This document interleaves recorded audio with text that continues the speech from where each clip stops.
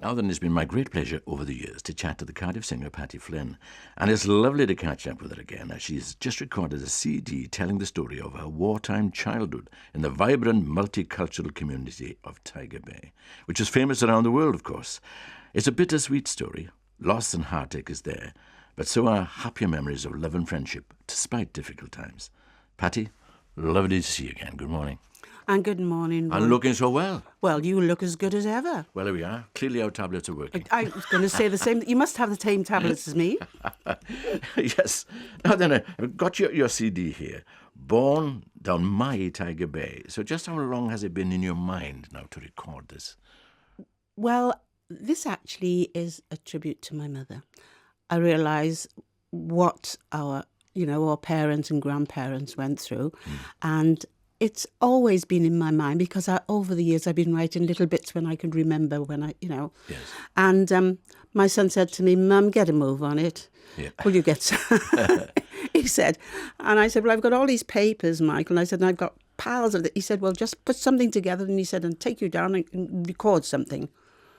And it went from there. And he went down there, and when I went to the recording to the studio, the guy said, "Oh, you've got it for 2 hours tonight, and we'll record what you have." Well, after 3 hours... You're still going? Good. I was just wondering as well, growing up in the community I've just described here, famous around the world because it was so diverse, and it sounds fascinating, but were you aware of all of that, or was it just home to you? For me, it was a whole world. It was, of course, it was home. It was my home. It was where I felt comfortable and at home in this multicoloured world, which I didn't realise until later that it was different. Yes. But it was still wonderful.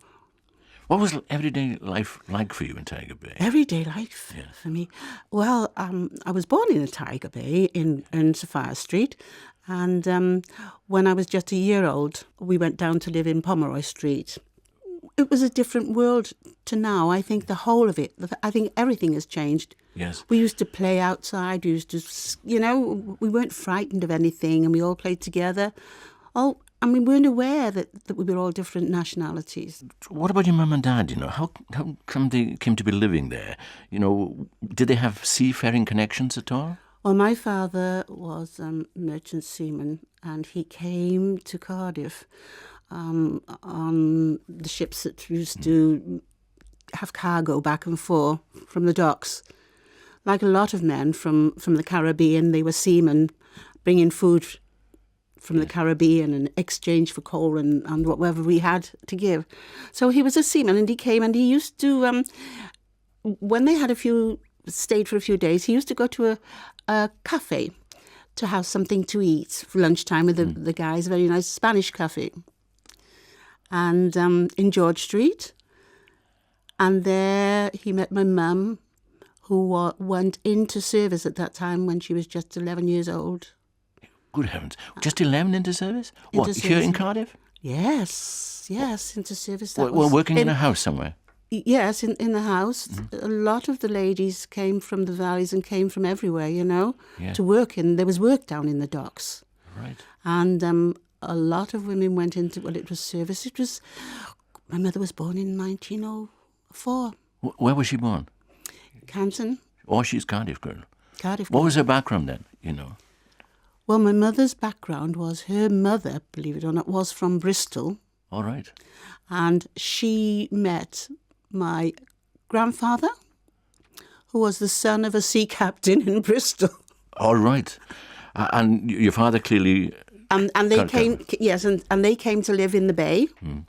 And my father, of course, was in George Street, met my mum in George Street in the Bay, and they settled, as I say in my little CD, in the multicultural part of Cardiff, where they felt safe from prejudice. Ah, right. Because there were so many nationalities there. There was so many different nationalities. There was over 50, 60 nationalities. Yes. Plus about 50 different places of worship. Good heavens. And yours was a large family, wasn't it, eventually? Well, eventually it was small, but in the beginning I had, there was Jocelyn, Arthur, Silda, Amanda, Willie, Patti. There were 6 children. 6. And my 2 brothers, my father was torpedoed at sea in 1942.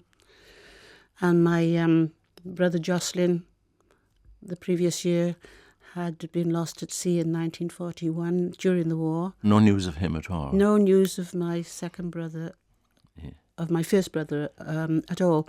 And then my second brother, second eldest, Arthur, joined the RAF.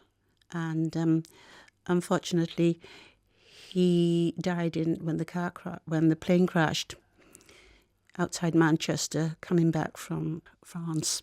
Coming back from France. They were in the war. It's in it. Yeah, there's a photograph there. There's a photograph of Arthur. Yes, and Arthur's picture and the story is also in an exhibition that was launched in Hendon back a few years ago, called the Pilots of the Caribbean. Because I think people didn't realise how many different multiracial men served in the war and served in the RAF, and Arthur was one of them. Yes. How did your mother and your family get over that? The fact that you'd lost your father at sea, one of your brothers at sea, and then another brother in a crash of a bomber coming home. Yes. And I'm sure there was great support from the community. The community, well, of course, the community were always very supportive of each other. And it was the community and the women in the community that helped my mother, and they were all like one big family at that time.